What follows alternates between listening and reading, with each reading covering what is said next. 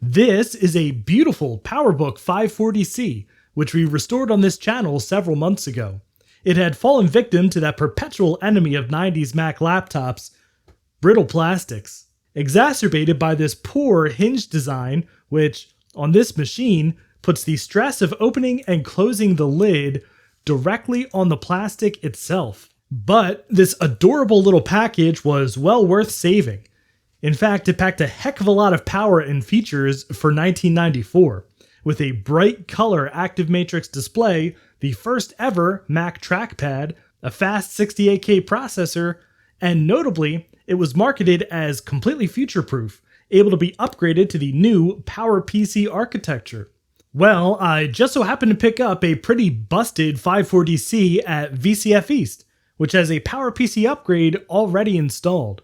So today, let's combine these two 540Cs into one mostly flawless machine, power up that PowerPC upgrade, run a couple benchmarks, and see if Apple's promise of a mind-blowing transformation for these humble 68K laptops really held any weight. So stay tuned.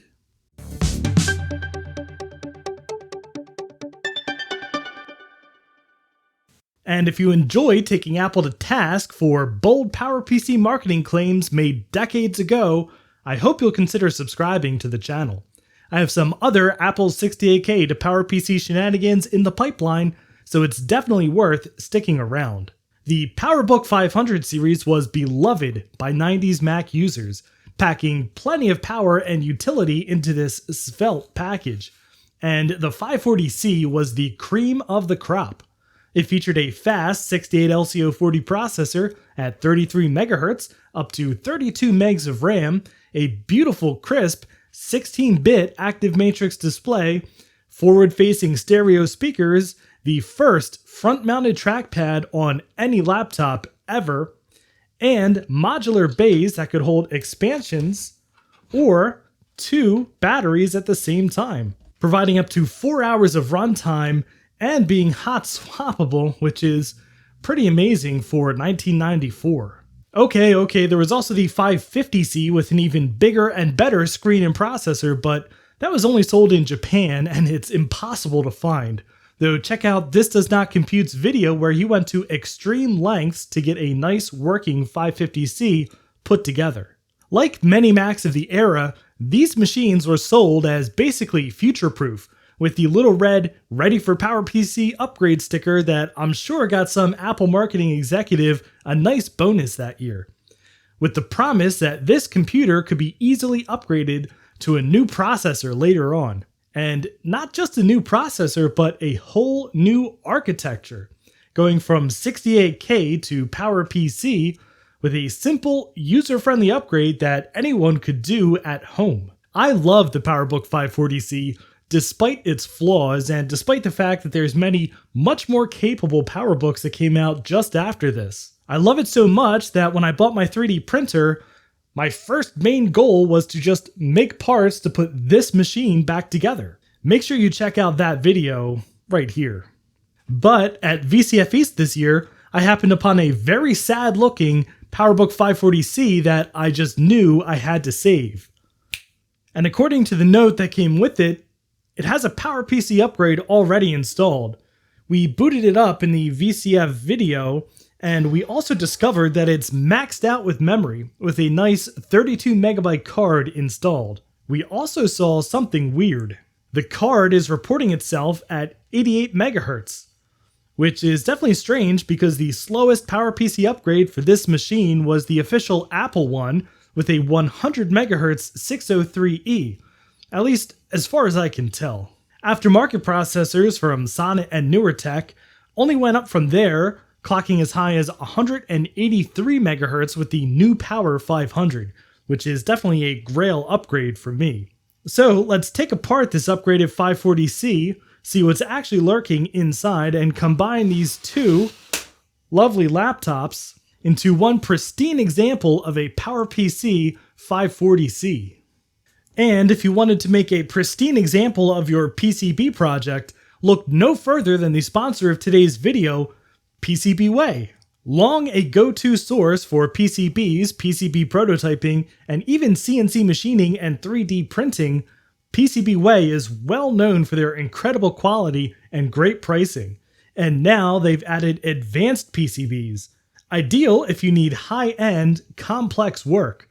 Not to mention fun solder mask options, sure to make your projects really stand out. So if you have any PCB needs, I hope you'll give PCBWay.com a try. And as we discovered in the VCF video, this thing is chock full of interesting games, extensions, and other software, including Nintendo and Game Boy emulators. And I did finally back this up using the extreme handiness of the RASCuzzy in combination with a computer clan level of conversion technology. If you're not familiar with the RASCuzzy, it is a Raspberry Pi connected to a SCSI controller card that is available for sale on Tindy, and we put this together in a past video, which you can check out right here. But now that we have this whole thing backed up, I'm okay with tearing this machine completely apart. So what I want to do is use the best components from each machine, which means the front bezel and plastic case from here, because this one's all sorts of chewed up. I want to use the keyboard from here because it's the nicest looking. I want to use this trackpad because it's very nice and slippery, and this one is pretty rough for some reason. And then of course use our upgrade and RAM from this machine. So I think I'm going to swap parts from here into here. The only thing we have to really be careful of is the extremely fragile plastic. If you'll remember, underneath this front panel here, there are two 3D printed parts that I had to make in order to get this to snap into place and stay put when you move the screen around. Over here, obviously, that whole section is gone, but these two plastic clips here are still intact, so I want to try to preserve those. So I think we're going to have to delicately remove this screen first.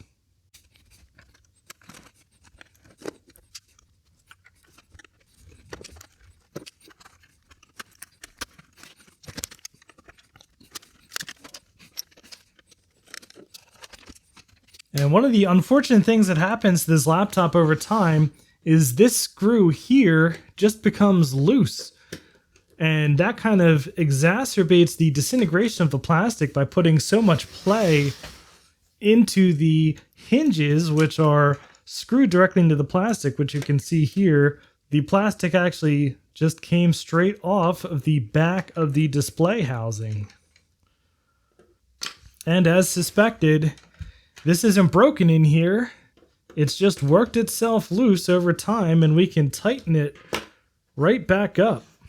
And with that, this is actually in very good condition, except for a crack right down here, which is very unfortunate because it's missing the entire foot. But let's pop off this keyboard. 2 screws is all it takes to get inside this computer.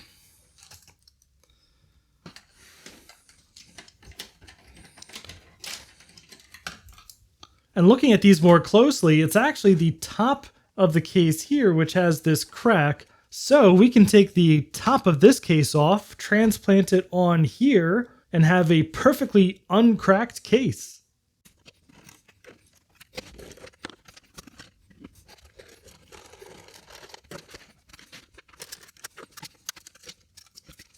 And it's pretty neat. You can see the connector for the PCMCIA card slot inside the battery compartment, a pretty clever use of space in this modular bay. But let's take a look at what exactly the processor is in this machine. So we have our memory card here, which is from Simple Technology, which I've never heard of. But yeah, that's a fully populated 32 megabyte card. And there we go. There's actually no brand name on it. Okay, after some closer examination, the FCC ID says JTG New Power, so this is a new power upgrade, And this PowerPC chip, the text is kind of worn away, but it says 603E117. So I believe that this is the 117 megahertz new power upgrade. And in order to get the full performance out of it, we just have to have the new power control panel installed. So once we swap this back into the machine, we'll definitely do that. All right, let's swap components and make a perfect 540C.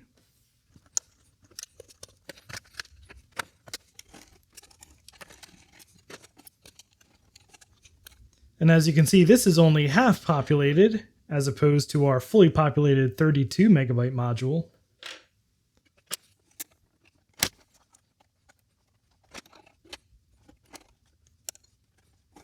And I'm just going to give it a wee bit of thermal compound just for good measure.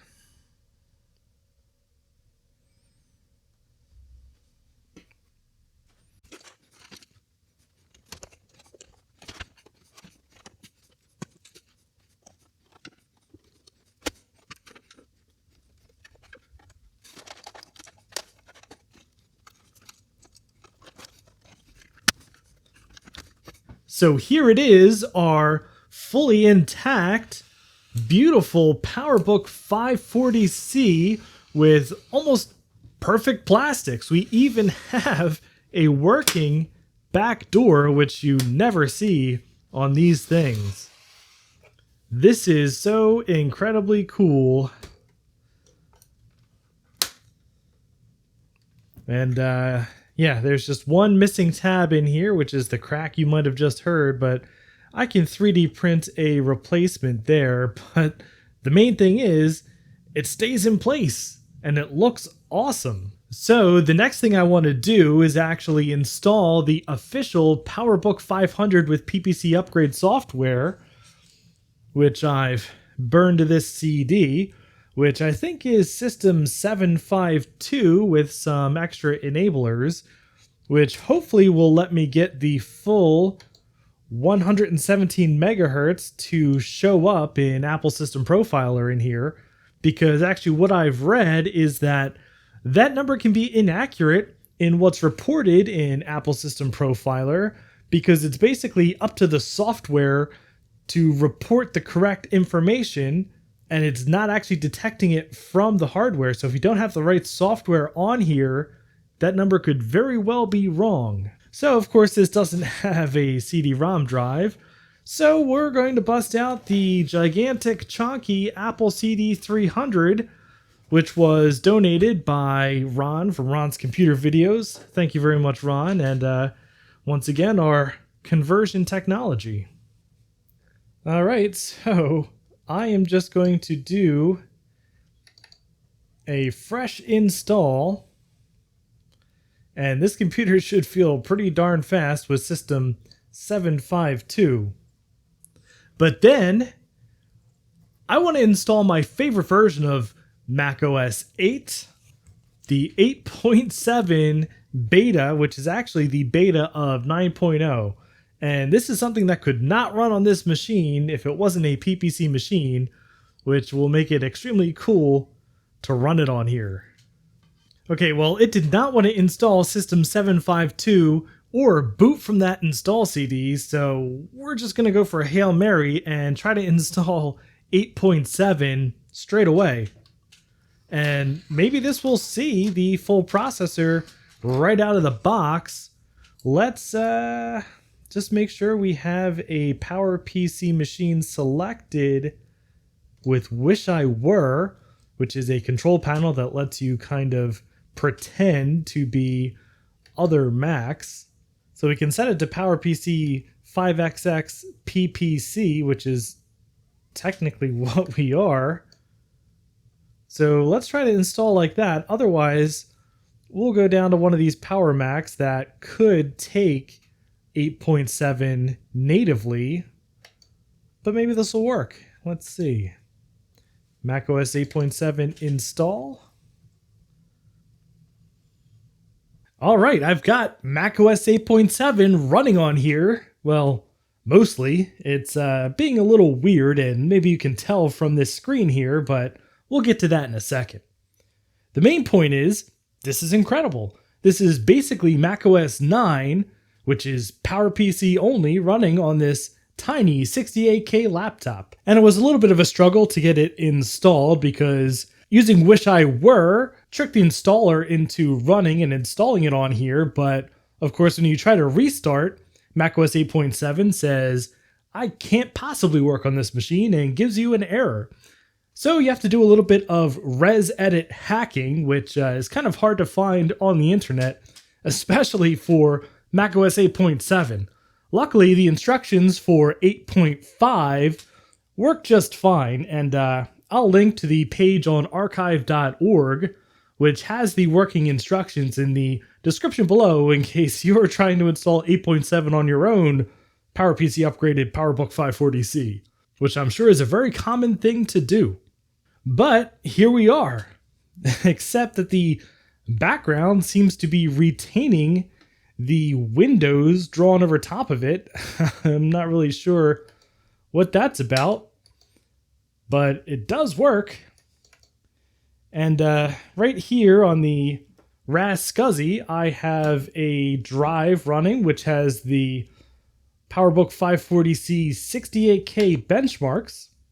And as you can see, the default system here is the Power Macintosh 6160, a 60 MHz PowerPC 601 machine, and the 33 MHz 68LCO40 does not really stack up very well against it. So I am quite sure the processor benchmarks here are going to decimate the 540C 68K with this PowerPC. Although, unfortunately, we are still only showing 88 megahertz, and I just cannot find the working control panel to show the correct megahertz, or to give us the correct megahertz. So I'm actually not technically sure what we're running at here. Apple System Profiler showing the 603E at 88 megahertz. And then of course, if we close all these apps, it starts to get really confusing because the background here retains the screens that were drawn on top of it. But let's go ahead and run the MacBench benchmarks for the PowerPC processor and see just how well it stacks up against the 68K. Oh yeah, look at this. Actually, MacBench 4 does see the correct speed of the processor, 116.5 megahertz, so 117.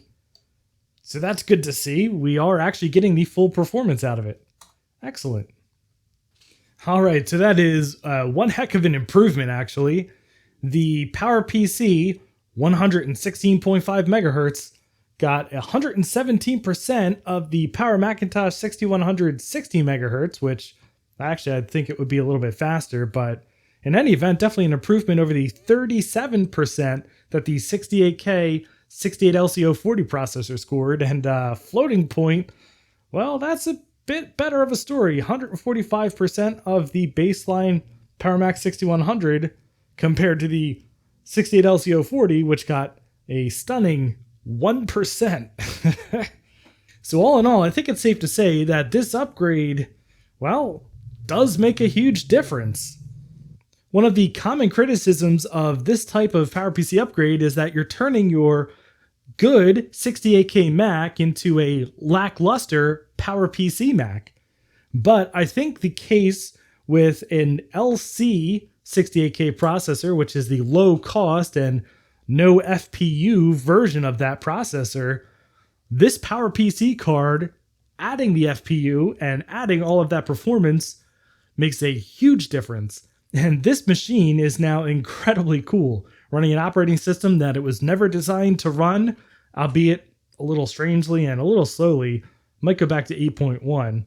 But this is cool. I can run PowerPC software, I can run 68K software, and I am very excited to have this machine.